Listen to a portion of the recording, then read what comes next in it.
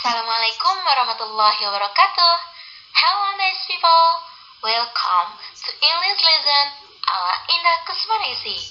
Okay guys, today we'll study about narrative text. Jadi kita hari ini akan mempelajari tentang narrative text. Nah, apa sih itu narrative text?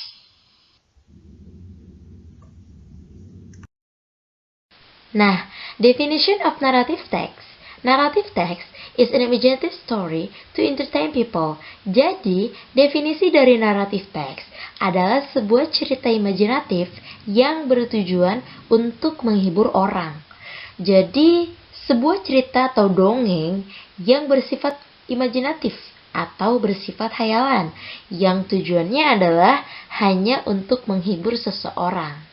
Oke, beberapa tipe dari naratif teks yang bisa kita temui biasanya itu adalah tentang fairy tales, dongeng. Kemudian yang kedua ada folktale, cerita rakyat.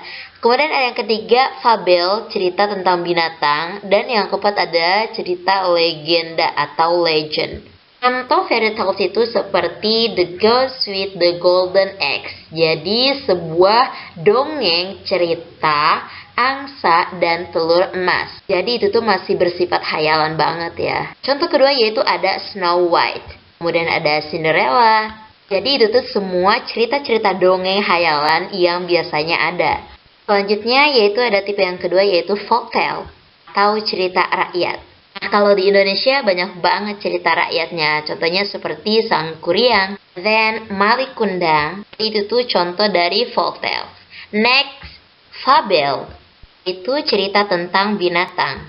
Contohnya seperti The Ant and the Dove. Jadi cerita merpati dan semut. Dan cerita The Ant and Grasshopper. Jadi antara semut dan belalang. Misalnya tentang si kancil. Yang lain sebagainya. Jadi itu tuh cerita tentang fabel. Di semua cerita yang tentang binatang itu biasanya disebut fabel. Dan terakhir ada legend atau legenda. Misalnya seperti The Legend of Bayuwangi and The Legend of Banyuwangi. Jadi maksudnya The Legend of Toba Lake. Jadi legenda dari Danau Toba. Jadi legenda itu biasanya menceritakan asal-usul dari suatu tempat. Okay, next. Usually in every text, there is always a purpose for the text. Selanjutnya, dibuatnya sebuah cerita pasti mempunyai tujuan. Nah, apa sih tujuan dari narrative text? The purpose of narrative text is to amuse or to entertain the reader with a story. Jadi, narrative text bertujuan untuk menghibur atau menarik minat pembaca dengan sebuah cerita.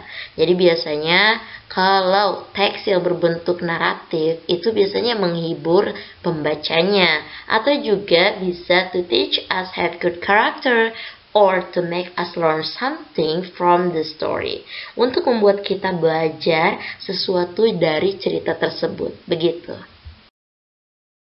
Next, the generic structures of narrative text. Kita lanjut ke generic structure-nya dari narrative text. Itu ada apa saja? The first, orientation.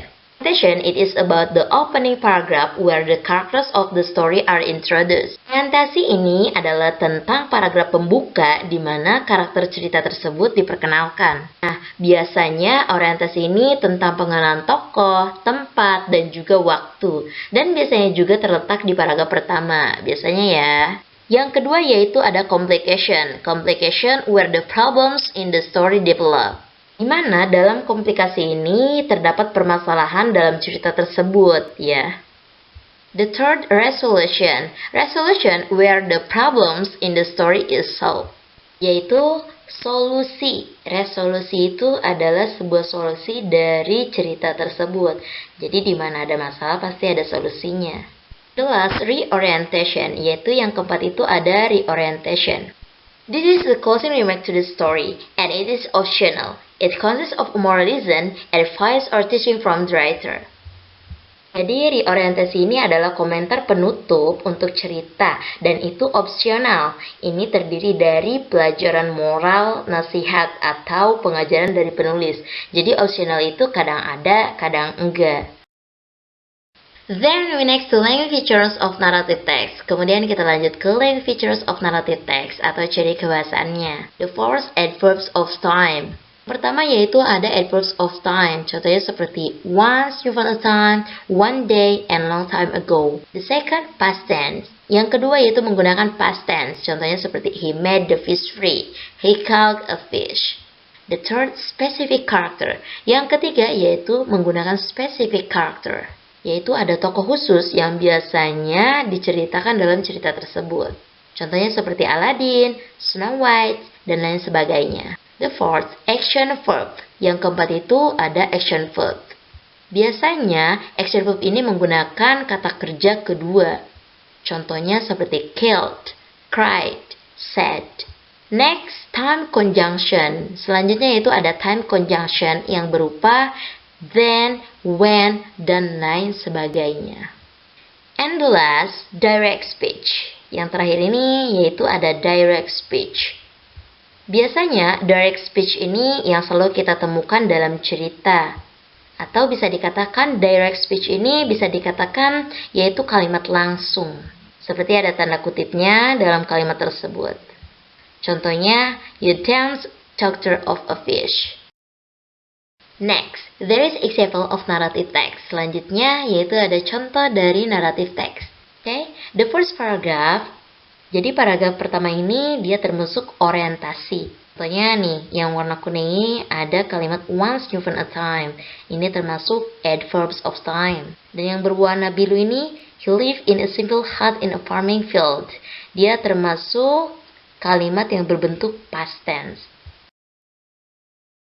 Selanjutnya, in the second paragraph yaitu ada complication, di mana komplikasi ini berisi tentang masalah dari sebuah cerita. Seperti biasa, diawali kalimat yaitu one day, termasuk adverbs of time, dan kata yang berwarna biru itu termasuk action verb, yang berarti kata tersebut berupa kata kerja yang kedua. Dan kalimat yang berwarna hijau itu termasuk direct speech, di mana di sini ada kalimat langsung dari cerita tersebut.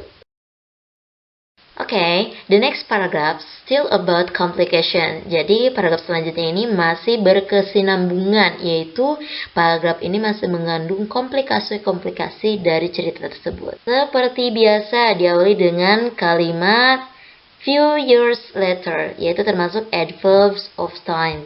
One day. Dan di sini juga ada kata kerja kedua, seperti ate, fell, broke. Selanjutnya ada direct speech, contohnya seperti you dance doctor of a fish.